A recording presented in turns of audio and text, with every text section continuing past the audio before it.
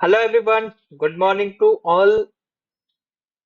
हम लोग methods of feed water treatment पढ़ रहे थे थर्मल सिस्टम के अंदर। तो methods of feed water treatment के अंदर हमने क्या क्या कवर अप कर लिया है, एक मैं छोटा सा आपको रिकैप दे देता हूँ। हमने एक्सटर्नल ट्रीटमेंट जो है उसके अंदर हमने मैकेनिकल और केमिकल, ये दोनों ट्रीटमेंट हमने पढ़ लिया था प्रीवियस लेक्चर में। अगर वो लेक्चर किसी ने नहीं देखा तो प्लीज जाके उससे जरूर देख लेना। मैं उसकी लिंक आपको आई बटन में प्रोवाइड कर दूंगा। तो आज हम लोग पढ़ने वाले हैं एक्सटर्नल ट्रीटमेंट के अंदर थर्मल ट्रीटमेंट। तो आइए बिना किसी देरी से स्टार्ट करते हैं हम लोग हमारा आज का लेक्चर।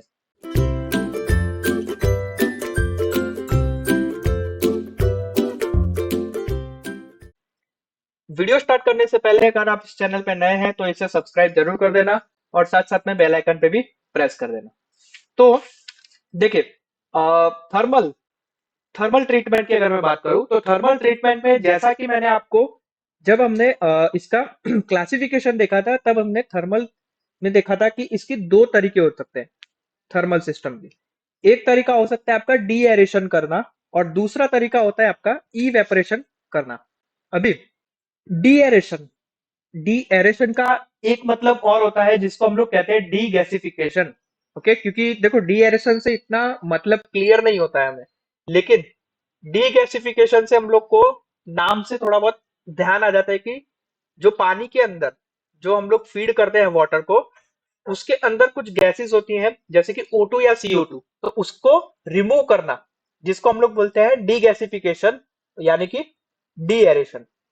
ओके, ये जो है मोस्ट इंपॉर्टेंट कह सकते हैं प्रोसेस है, क्योंकि देखिए फीड वाटर में जो भी हम लोग पानी दे रहे हैं वो पानी के अंदर अगर आपका O2 या CO2 मौजूद है तो उसके कारण क्या होगा, वो पानी जो है वो क्या कर सकता है, मेटल के साथ प्रोसेस करके जंग बना सकता है ना। जंग मतलब कि कोरोजन बना सकता है। ठीक है, इसीलिए ये जो डिजोल्व गैसेस है O2 और CO2 है, उसको हमें क्या करना चाहिए, रिमूव करना चाहिए। ये एक ये एक रीजन हो गया रिमूव करने का। दूसरा रीजन क्या, कि देखो कोई भी डिजोल्व गैस अगर होती है तो वो अगर पानी के अंदर है तो उसके कारण क्या होगा, उसके कारण टेम्परेचर जो है वो, मतलब टेम्परेचर किसका, बॉइलिंग वाटर का। ठीक है, पानी को बॉईल होने के लिए जो टेम्परेचर चाहिए उससे कई ज्यादा टेम्परेचर चाहिए होगा। इसलिए हम लोग क्या करते हैं, सबसे पहले O2 और CO2 और बाकी की जो भी डिजोल्व गैसेस है उससे हम लोग क्या करते हैं, निकालते हैं with the help of thermal system, जिसके अंदर सबसे पहले सिस्टम है डी एरेशन। ओके, तो देखिए थर्मल डी एरेशन कैसा दिखता है। तो देखिए आपको, मैं आप लोगों को एक फिगर बता रहा हूं जिसके अंदर थर्मल डी एरेशन है और वो एक direct contact type feed water heater है। ये देखिए, ये आपको दिख रहा होगा, है ना। इसमें क्या है, देखिए मैं आपको बता देता हूँ। हम्म, इसके अंदर जो है आप लोगों का हॉरिजॉन्टल डीएरेशन स्टोरेज टैंक है। ये जो आपको दिख रहा है ये है आपका डीएरेटर स्टोरेज टैंक। इसमें क्या होता है कि फीड वाटर जो है वो इंटरमीडिएट प्रेशर के साथ यहाँ पे, यहाँ से देख रहे हैं आप, ये पाइप दिख रहे हैं, यहां से इंटरमीडिएट प्रेशर के साथ ऊपर से स्प्रे हो रहा है पानी। पानी जो है यहां से स्प्रे होता है। ओके, और जो ब्लेड स्टीम है जो कि हाई प्रेशर टरबाइन के अंदर से आ रही है वो यहां से दी जाती है ऊपर। तो इसे डायरेक्ट कांटेक्ट क्यों किया कहा जाता है, क्योंकि देखिए पानी और जो ये हमारी स्टीम है, ब्लेड स्टीम है, ये दोनों डायरेक्टली एक साथ कांटेक्ट में आ रहे हैं, इसलिए इसे डायरेक्ट कांटेक्ट टाइप भी कहा जाता है। ठीक है? तो यहाँ से ब्लड स्ट्रीम जो है वो डायरेक्ट कांटेक्ट के साथ आ रही है पानी पे। तो यहाँ पे क्या हो रहा है, ये जो पानी है वो पानी गर्म हो रहा है। गर्म हो रहा है तो रिजल्ट में क्या हो रहा है, स्टीम कंडेंसेट हो रही है ना। या फिर आप लोग कह सकते हैं पानी का इवेपरेशन हो रहा है। दोनों तरीके हैं, दोनों चीज कह सकते हैं आप लोग। पानी जो है वो इवेपरेट हो रहा है, साथ साथ में ये जो स्टीम है ये हो रहा है हमारा कंडेंसेट। ओके, चलिए। तो उसके कारण क्या हो रहा है, पानी जब भी इवेपरेट होता है तो उसके कारण CO2 और O2 गैसेस जो है वो रिलीज हो रही है। वो रिलीज हो रही है तो यहाँ ऊपर से क्या हो रही है, उसे बाहर की तरफ छोड़ दिया जाता है, निकाल दिया जाता है।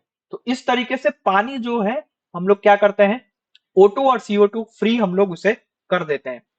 और बाकी का जो डी एरेटेड वाटर है जो कि O2 और CO2 से रिमूव्ड है, उसके अंदर O2 CO2 है ही नहीं, वो डीएरेटेड वाटर हमारा ड्रेन पंप पाइप के साथ या ड्रेन पंप के थ्रू हम लोग क्या करते हैं, high pressure feed water heater को दे देते हैं।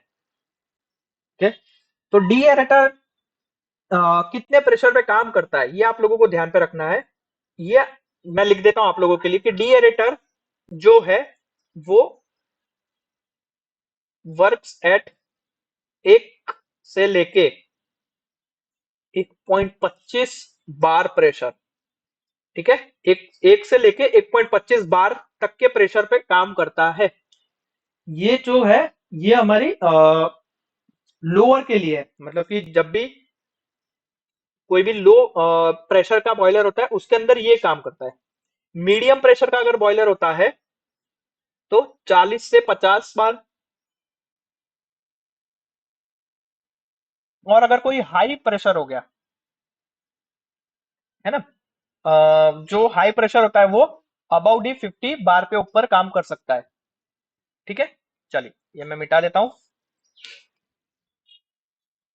रियल लाइफ में आप लोगों को डीएरेटर कैसे देखने को मिलेगा, तो कुछ इस तरीके से आपको डीएरेटर देखने को मिलेगा। यहाँ पे क्या होता है, ये जो है वो हमारी डीएरेटर स्टोरेज टैंक है ना। ये आप लोगों को डीएरेटर स्टोरेज टैंक दिखाई दे रही है। यहाँ से आपका पानी आ रहा है, यहाँ से उसका स्प्रे हो रहा है, और साथ साथ में पीछे की तरफ से, यहाँ पे हमको फिगर में दिखाई नहीं दे रहा है लेकिन पीछे की तरफ से एक ब्लेंड स्टीम आ रही है जो कि हाई प्रेशर टरबाइन से आ रही है, और उसके कारण क्या हो रहा है कि हमारी जो O2 और CO2 है वो यहाँ से रिलीज हो रही है। ओके, सिंपल सा काम है। डीएरेटर का काम सिंपल है, O2 और CO2 को क्या करना, पानी से अलग करना, बस इतना आपको ध्यान रखना है। तो थर्मल सिस्टम में पहली डीएरेशन वाली जो सिस्टम है वो यहाँ पे कंप्लीट होती है। दूसरी जो सिस्टम थी वो थी हमारी इवेपोरेशन सिस्टम। इवेपोरेशन सिस्टम, तो देखिए इवेपोरेशन सिस्टम क्यों यूज होती है, तो और कहाँ पे यूज होती है। तो इवेपोरेशन सिस्टम भी क्या होती है, एक तरीके से O2 और CO2 को अलग करने के लिए यूज होती है ना। और कहाँ पे यूज होती है, तो जहां पे स्मॉल बॉयलर का इस्तेमाल किया जा रहा है वहां पे। यहाँ पे क्या होता है, देखिए मैं आपको फिगर बताता हूँ इसकी। ये देख रहे हैं आप, ये आपका इवेपोरेटर है, ये और ये आपका कंडेंसर है। क्लियरली आपको यहाँ पे दिखाई दे रहा होगा। तो यहाँ पे क्या होता है कि पहले से ही प्री ट्रीटेड वाटर जो है उसको क्या किया जाता है, उसको इवेपोरेट किया जाता है with the help of the blood stream, जो कि हम लोग ने ऊपर डीएरेटर में भी देखा था। तो उसके कारण क्या होता है कि जो इवेपोरेटेड वाटर है और साथ साथ में जो कंडेंस्ड स्टीम है ना, वो क्या हो रही है, एक साथ स्टीम पावर प्लांट के अंदर जा रही है। ओके, और दोनों एक साथ ही इफेक्ट कर रही है। तो इसलिए ये जो तरीका है, इस तरीके के इवेपोरेशन को हम लोग कहते हैं single effect submerge evaporator. Okay, तो यहाँ पे इवेपोरेटर में जैसा कि मैंने आपको पहले ही बताया कि आपका प्री ट्रीटेड वाटर जो है वो आप लोगों को देना पड़ता है, और साथ साथ में ब्लड स्टीम भी देनी पड़ती है। ओके, और क्या होता है, पानी गर्म होता है, पानी गर्म होगा तो क्या होगा, सिंपल सा O2 और CO2 उसमें से अलग होगा, है ना, और O2 और CO2 को हम लोग बाहर निकाल देंगे। बस यही काम है। ओके, रीजन क्या है क्यों O2 CO2 को बाहर निकालते हैं, एक तो सबसे पहला रीजन मैंने आपको पहले ही बताया कि अगर O2 और CO2 आपके पानी के अंदर प्रेजेंट है तो आपका पानी जो है वो मेटल के साथ ट्रीटमेंट करके, मेटल के साथ प्रोसेस करके क्या बना सकता है हमारा, एक तो कोरोजन बना सकता है ना। और दूसरा मैंने आपको बताया कि अगर डिजोल्व गैसेस है O2 और CO2 पानी के अंदर है तो क्या होगा, बॉइलिंग पॉइंट का टेम्परेचर जो है वो इंक्रीज होने की संभावना हो जाती है। इसलिए O2 और CO2 को रिमूव करना हमारे लिए जरूर हो जाता है ना। सारी चीजें जो है जो मैंने आपको अभी तक बताई है वो सारी की सारी चीजें एक एफिशिएंसी की तरफ इशारा करती है। ठीक है, चलिए, तो इवेपोरेटर का जो काम था वो सिर्फ इतना ही था, बहुत छोटा सा टॉपिक था जो हमने यहाँ पे कवर कर लिया। तो हमारे जो हम लोग फीड वाटर ट्रीटमेंट पढ़ रहे थे उसके अंदर जो हमारा एक्सटर्नल ट्रीटमेंट वाला टॉपिक था वो यहाँ पे कवर हो जाता है। अब हम लोग आगे बढ़ते हैं इंटरनल ट्रीटमेंट की तरफ। तो देखो, इंटरनल ट्रीटमेंट किस तरीके से की जाती है? कुछ नहीं, हम लोग क्या करते हैं, बॉयलर वाटर के अंदर केमिकल ऐड कर देते हैं, है ना? और क्या कर देते हैं कि पानी की पीएच वैल्यू इक्वल कर देते हैं, 7 कर देते हैं। साथ साथ में हम लोग जो जंग लगने का है, कोरोजन होने की संभावना जो इवेपोरेशन के बाद भी थोड़ी बहुत अगर बच गई तो उसे भी हम लोग खत्म कर देते हैं, है ना? तो ये सारी चीजें हम लोग इंटरनल वाटर ट्रीटमेंट में अंदर करते हैं। तो सबसे पहला मैंने आपको यहाँ पे टर्म बताया, एक पीएच वैल्यू। ओके, अब आप सभी को पता है कि पानी की पीएच वैल्यू कितनी होती है? 7 होती है। लेकिन लेकिन अगर मान लीजिए कि पानी के अंदर आप लोगों का कोई अशुद्धि आ गई, कोई केमिकल नहीं आ, मतलब सॉरी, केमिकल, कोई अशुद्धि आ गई, तो उसके कारण क्या होगा? पीएच जो है वो बढ़ जाएगा, है ना? और पीएच बढ़ेगा तो क्या होगा कि इवेपोरेशन होने में क्या हो जाएगी? थोड़ी बहुत तकलीफ हो जाएगी और हमें बॉइलिंग पॉइंट भी इंक्रीज हो सकता है। इसीलिए हमें इंटरनल वाटर ट्रीटमेंट करने से पहले पानी की पीएच वैल्यू को हमें 7 लाना बहुत ही जरूरी होता है। तो पीएच वैल्यू, अभी आप लोगों को पता है कि पानी कैसे बनता है? H2, H2 को हम लोग पानी बोलते हैं, है ना? तो H2 के अंदर क्या होता है? H प्लस होता है और OH माइनस होता है। ये आयंस है, ये आप सभी को पता है ना? और पीएच वैल्यू को डिफाइन कैसे करते हैं? पीएच वैल्यू को डिफाइन किया जाता है as the logarithm of reciprocal of hydrogen ion, है ना? पीएच वैल्यू ऑफ वाटर, मैं यहां पे लिख देता हूं, एक पॉइंट है ये। PH value of water is defined as logarithm of reciprocal of hydrogen hydrogen ion, यानी कि H प्लस, है ना, कंसंट्रेशन।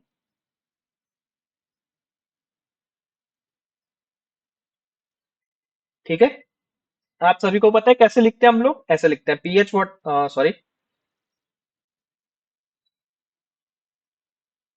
पीएच वैल्यू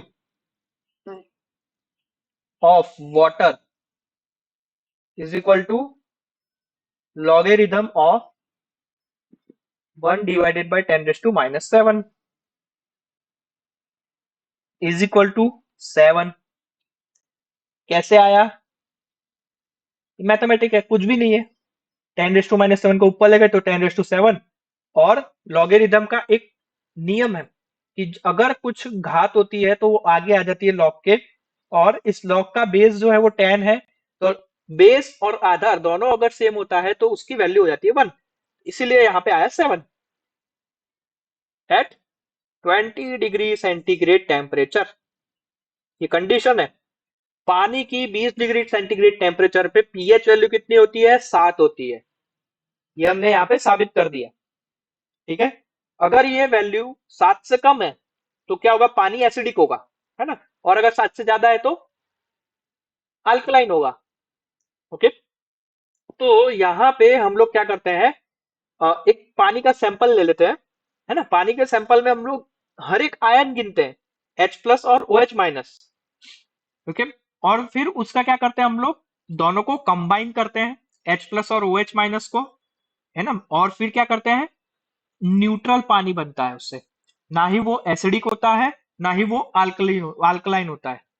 ओके, और वहां पे हमारी पानी की पीएच की वैल्यू हो जाती है 7, क्योंकि वहां पे H प्लस आयन और OH माइनस आयन जो है वो हमारा क्या होता है? एक जैसा होता है, जिसको हम लोग बैलेंस कंडीशन बोलते हैं। आई होप आप लोगों ने केमिस्ट्री में बैलेंस कंडीशन तो पढ़ी होगी कि किस तरीके से बैलेंस किया जाता है।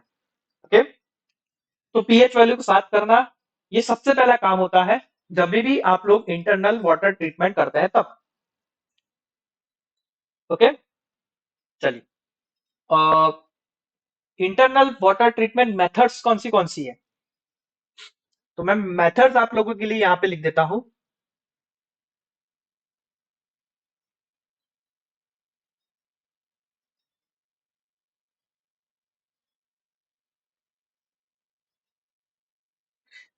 सॉरी।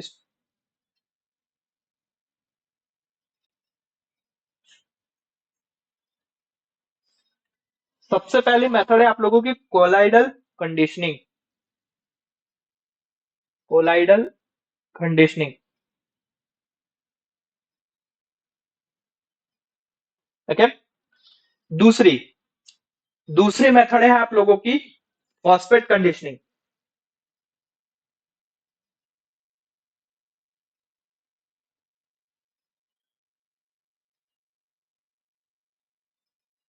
तीसरी आप लोगों की कार्बोनेट कंडीशनिंग।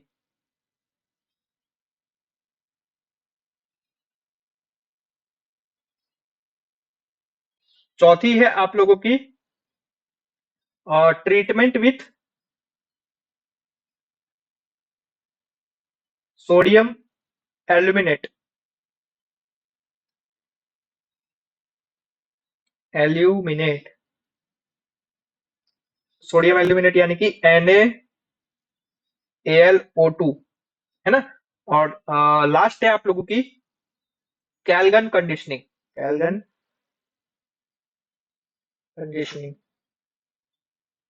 एक एक करके सारी कंडीशनिंग हम लोग पढ़ेंगे अभी। जस्ट चलिए। तो सबसे पहली जो कंडीशनिंग थी वो थी हमारी कोलाइडल कंडीशनिंग। यहाँ पे टॉपिक लिख देता हूं।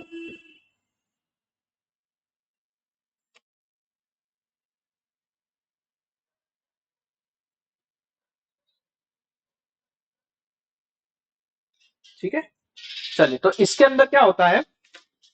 तो देखिए, इसके अंदर क्या है कि हम लोग लो प्रेशर जो बॉयलर होता है इसको, इसके अंदर का जो स्केल फॉर्मेशन होता है उससे बचाने के लिए हम लोग क्या करते हैं, पानी के अंदर ऑर्गेनिक सब्सटेंस डालते हैं, जैसे कि टैनिन हो गया, अगर अगर हो गया, कैरोसिन हो गया, है ना। ये सारी चीजें हम लोग इसके अंदर यूज करते हैं। क्या करते हैं, कोऑर्डिनेटेड कंडीशन मतलब कंडीशनिंग मतलब लो प्रेशर बॉयलर के अंदर उसको हम लोग क्या करना है, स्केल फॉर्मेशन से बचाने के लिए।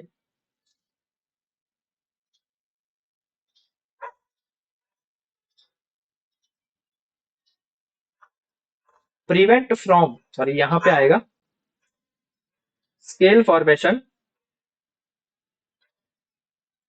एड टैनिन, केरोसिन, अगर अगर, ये सारी चीजें हम लोग क्या करते हैं, ऐड करते हैं। ये जो सब्सटेंस होता है ना, जैसे कि टैनिन, केरोसिन और अगर अगर, ये क्या होता है कि स्केल फॉर्मेशन करने से क्या करता है, लो प्रेशर बॉयलर में बचाता है उससे। क्योंकि ये जो होता है वो जो भी स्केल फॉर्मेशन के जो भी हमारे पार्टिकल्स हैं उसके ऊपर क्या कर देता है, केरोसिन या अगर अगर या टैनिन क्या कर देता है, कोटिंग बना लेता है। तो कोटिंग अगर बन जाती है तो क्या हो जाता है कि वो जो सब्सटेंस है वो हमारा नॉन स्टिकी हो जाता है ना, यानी कि इजीली बाहर बह सकता है। तो इसीलिए स्केल फॉर्मेशन से बचने के लिए लो प्रेशर बॉयलर के अंदर हम लोग टैनिन, केरोसिन या अगर अगर का इस्तेमाल करते हैं। और इसको डालना, टैनिन, केरोसिन और अगर अगर को डालना ही कहलाता है कोलाइडल कंडीशनिंग। सिंपल सा आपको ध्यान में रखना है, कोलाइडल कंडीशनिंग का मतलब क्या रहता है कि आपका लो प्रेशर बॉयलर के अंदर जो भी हमारे स्केल फॉर्मेशन हो रहा है और उसके जो सब्सटेंसेस है उसको चौटने नहीं देना, उसको क्या करना है, नॉन स्टिकी रखना है। तो इसके लिए हम लोग टैनिन, केरोसिन और अगर अगर का इस्तेमाल करते हैं। ठीक है।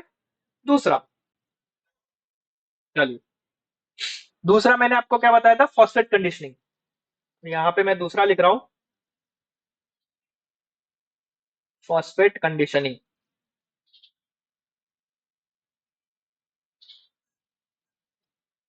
है ना। ये कहां पे यूज होता है, ये हाई प्रेशर बॉयलर के अंदर होता है। तो इसके अंदर क्या करते हैं कि फॉस्फेट कंडीशनिंग, अभी जब हमने स्केल फॉर्मेशन पढ़ा था तो उसमें हमने पढ़ा था कि फॉस्फेट और मैग्नीशियम दोनों चीज से क्या होता है, स्केल फॉर्मेशन होता है।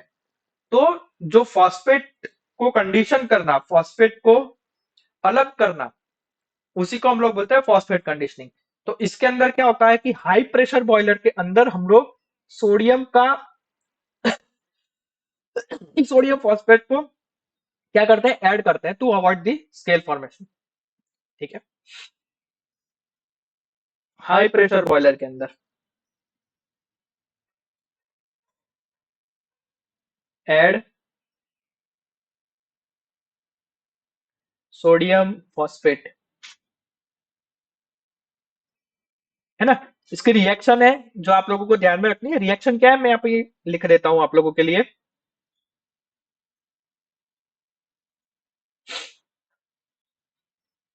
ये रिएक्शन है 3CaCl2 प्लस 2Na2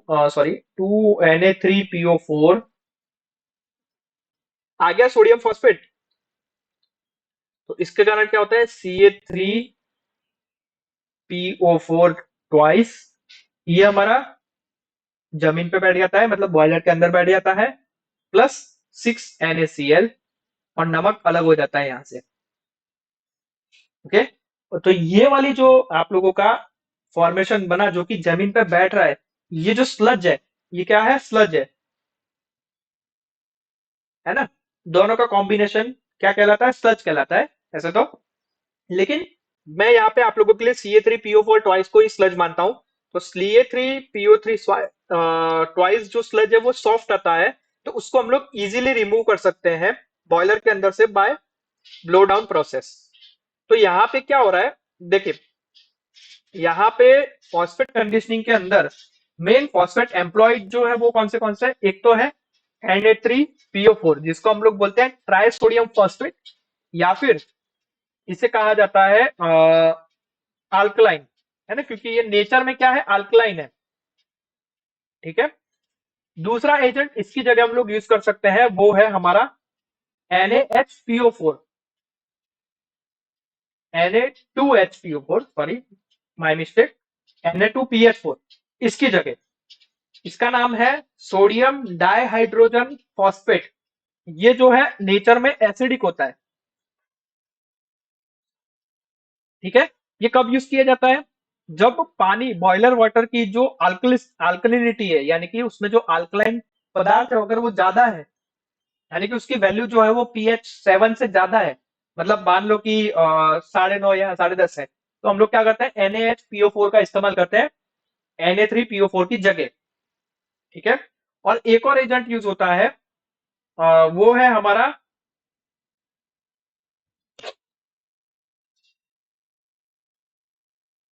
ये NaHPO4 है, सॉरी ये Na2HPO4 है। ठीक है, ये क्या है, हमारा डाइसोडियम हाइड्रोजन फॉस्फेट है। ये क्या है, वीकली अल्कलाइन है, ये ध्यान रखना। नेचर में क्या है, वीकली है, वीक है ये। अल्कलाइन तो है लेकिन वीक है। ओके, ये कब यूज होता है, जब पानी की, यानी कि जो हम लोग बॉयलर वाटर में दे रहे हैं उसकी अल्कलिनिटी जो है वो क्या होती है, एडेक्वेट होती है, मतलब कि इतनी ज्यादा भी नहीं होती है, तब हम लोग NaHPO4 का इस्तेमाल करते हैं। ये तो है ही अल्कलाइन नेचर के अंदर। ओके, तो तीनों तीन एजेंट मैंने आपको बता दिए, कब NaHPO4 होता है, कब Na2PH HPO4 यूज होता है। ओके, ये मैंने आपको बता दिया। ओके, थर्ड कंडीशनिंग मैंने आपको बताई थी, नेक्स्ट स्लाइड में लिखते हैं, वो थी हमारी कार्बोनेट कंडीशनिंग। ओके, गलत, रेड पेन,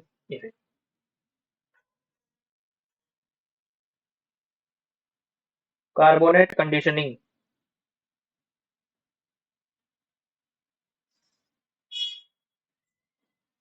ठीक है, तो लो प्रेशर बॉयलर के अंदर स्केल फॉर्मेशन को रोकना हो, है ना, तो हम लोग कार्बोनेट कंडीशनिंग का भी इस्तेमाल कर सकते हैं। तो इसके अंदर क्या होता है, सोडियम कार्बोनेट को हम लोग डालते हैं अंदर बॉयलर के अंदर।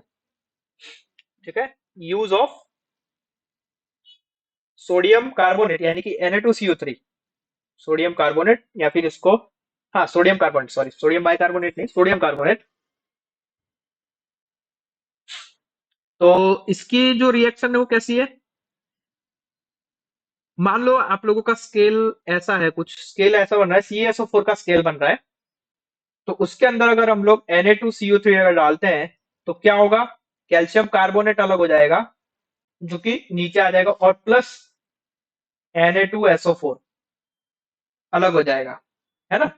और ये CO3 को हम लोग क्या कर सकते हैं, ब्लो डाउन ऑपरेशन से अलग कर सकते हैं। ओके, कार्बोनेट कंडीशनिंग में क्या था, यूज ऑफ Na2CO3।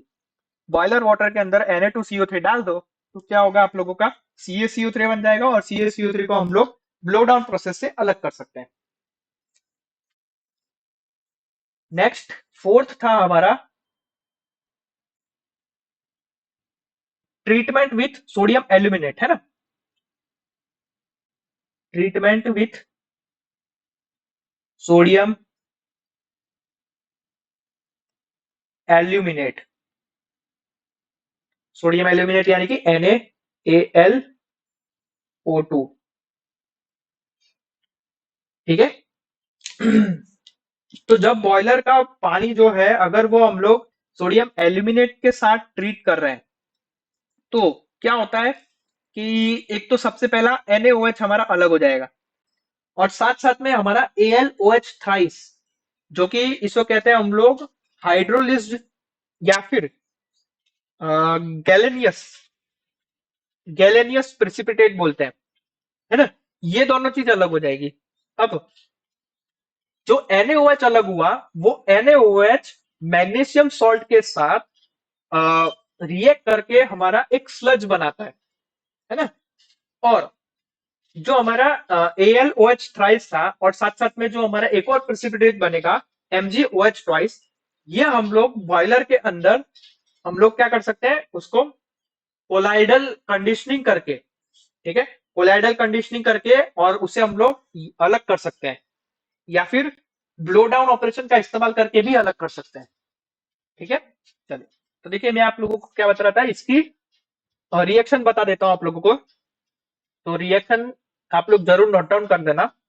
तो NaAlO2, है ना, यानी कि सोडियम एल्यूमिनेट, इसकी हम लोग पानी के साथ प्रोसेस करते हैं 2H2O, तो हमारा NaOH बनता है, और साथ साथ में हमारा AlOH थ्राइस बनता है। इसको हम लोग बोलते हैं गैलेनियस प्रेसिपिटेट, ठीक है। ये जो NaOH आया ना हमारा, ये वाला, ये हमारा क्या करता है, मैग्नीशियम सॉल्ट जो कि ऑलरेडी पानी के अंदर होगा उसके साथ रिएक्ट करता है, ठीक है। तो ये रिएक्शन करवाते हैं हम लोग MgCl2 प्लस 2NaOH, ये रिएक्शन करके बनाएगा MgOH ट्वाइस, और साथ साथ में सॉल्ट, ठीक है। तो ये जो MgOH ट्वाइस था, ये प्लस है बीच में, ध्यान रखना। हाँ, ये जो AlOH ट्वाइस है और ये MgOH ट्वाइस है, ये दोनों जो है वो प्रेसिपिटेट है। ये प्रेसिपिटेट जो है, वो जो कि बॉयलर के अंदर प्रोड्यूस हो रहे हैं, इसको हम लोग क्या कर सकते हैं, कोलाइडल कंडीशनिंग करके या फिर ब्लो डाउन प्रोसेस करके अलग कर सकते हैं। और NaCl तो सिंपल सा नमक है, उसको तो वैसे भी अलग कर सकते हैं, उसको हम लोग इवेपोरेट कर सकते हैं, कुछ भी कर सकते हैं हम लोग, ठीक है, उसको अलग किया जा सकता है।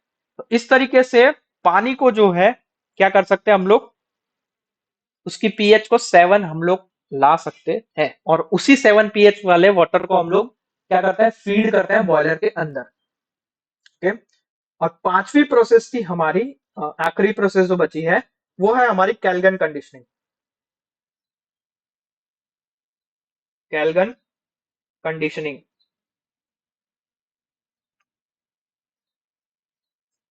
तो देखो इसके अंदर क्या होता है, मैं आपको बता देता हूं। कैल्गन कंडीशनिंग के अंदर सोडियम हेक्सा मेटाफॉस्फेट, नाम कितना बड़ा है, सोडियम हेक्सा मेटाफॉस्फेट, मैं यहाँ पे आप लोगों के लिए लिख देता हूं, सोडियम हेक्सा मेटाफॉस्फेट,